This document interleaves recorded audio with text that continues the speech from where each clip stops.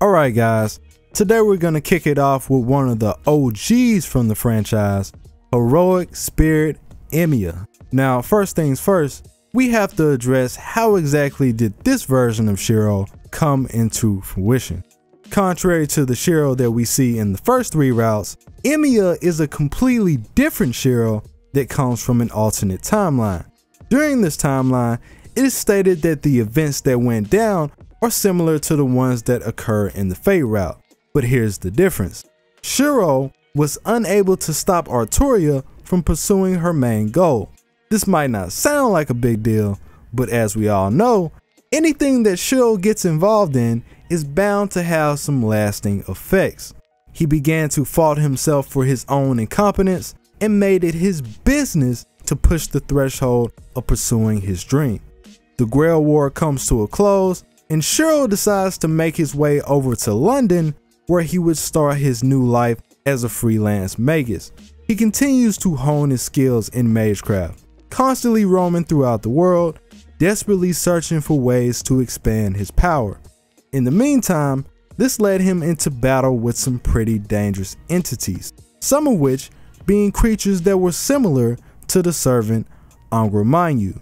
Truth be told, Shiro knew nothing about these creatures, and he wasn't about to stick around to find out the hard way. This man had a Uber pick him up with the quickness. I'll figure out how to fight you guys later. Time passes, and despite all the effort he had been putting in to attain his goal, he soon started to realize that his natural talent just wouldn't be enough. And that's when it happened. What stood in front of Shiro was a calamity. And not just any calamity, one that would wipe 100 people off the face of the earth, right in front of his eyes, might I add. Well, we're definitely not gonna let that happen, so he decides to form a contract with the world instead. Now, when it comes to the world of FateStay Night, it can be said that it's divided into two sections. Alaya, which is the collective will of mankind, and Gaia, which is the will of the planet itself.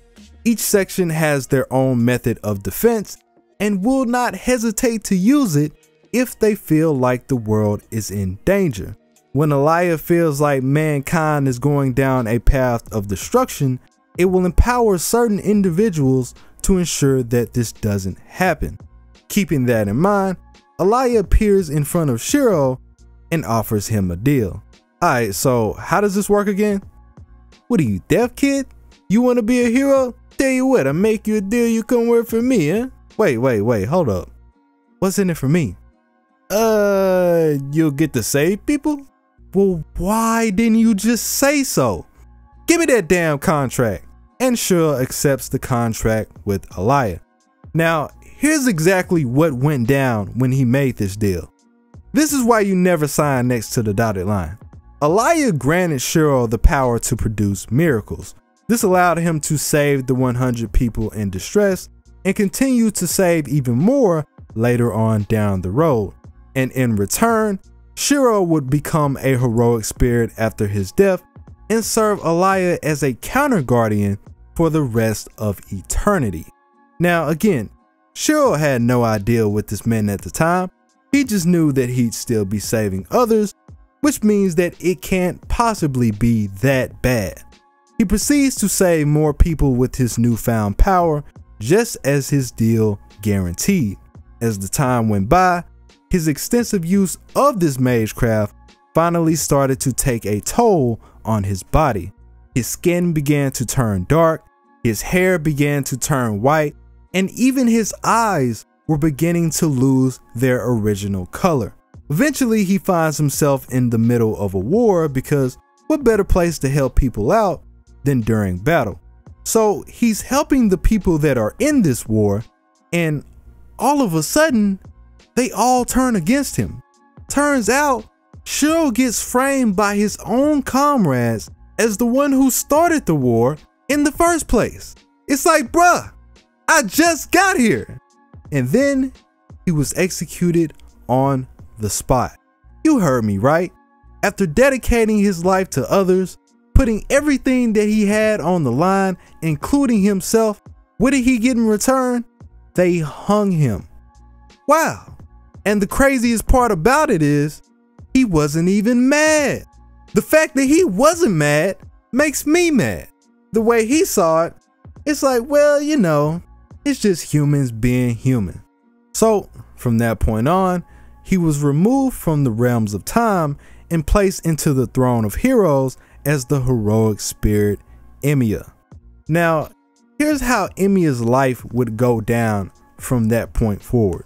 Anytime Tsiah felt like mankind was on the brink of extinction, it would send out counter guardians such as Emiya to rectify the situation.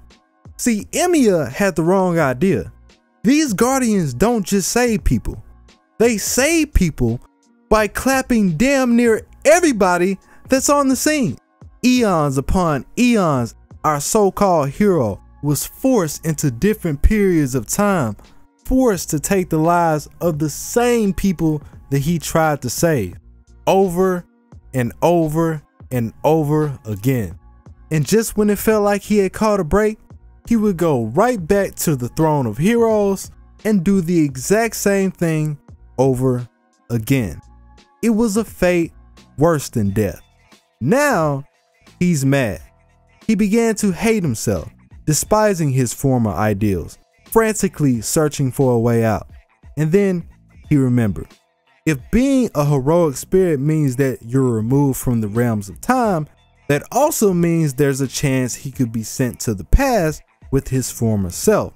One of the things that did remain the same in Archer's timeline was the fact that he received a pendant from Ren when she saved his life. So, with the power of the pendant as his catalyst, he waited, hoping that one day, maybe, just maybe, he would get summoned into Shiro's timeline. And then that day finally arrived. Emiya was chosen to be in the 5th Holy Grail War as a servant under Ren Tosaka. The main goal was simple. If he could manage to get rid of his former self, it would create a paradox and in turn wipe his own identity clean from existence. The battle was set at the Ironsburn Castle.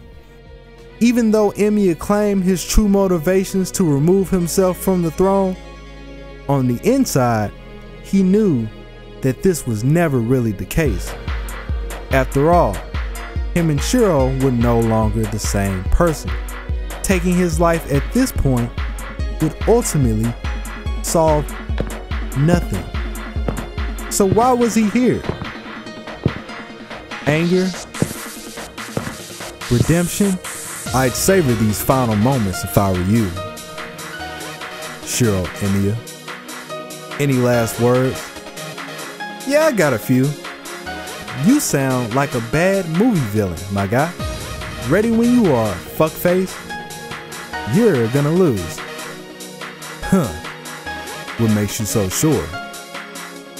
Because I'm the main character. And so the battle commenced. A battle unlike any the two had ever faced before. All the odds were in his favor. So why? Why is he keeping up with him? And more importantly, when did I become such a coward? As the wrought iron hero began to recognize his own flaws, the battle had already been decided. Emiya was defeated. I see. You really are the main character. Out of nowhere, Shiro gets ambushed by noble phantasms. This was the King of Heroes making his grand entrance. Accepting the outcome for what it was, Emiya tosses himself in front of this attack, becoming the very same person that he tried so hard to deny. The situation leaves you to believe that Emiya was killed off by his attack, but not quite. He actually makes use of his skill independent action and takes spirit form until the end of the war.